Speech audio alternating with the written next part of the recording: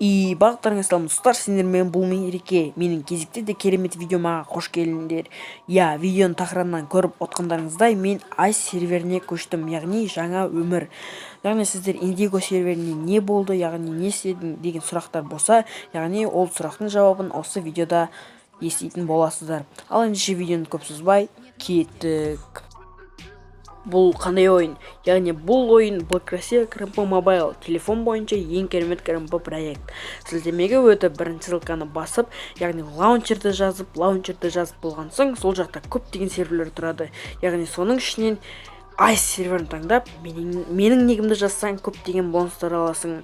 Ал ендеше кеттік. Мен өзімнің аккаунтымды сатып, Ice серверіне көшемін деп шештім.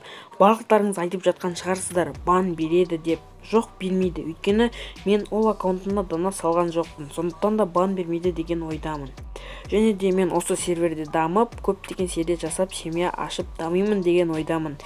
Біз сол арманға бірге жетеміз деп үміттенемін.